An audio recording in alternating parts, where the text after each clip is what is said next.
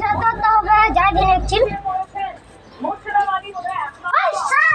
আমার কাছে তুই কি করছিস রে? ও তোমার বউ আমার পাতার ঘা লেগে চালো আমার বয়স তো নাই শালা তো ধর্মী তো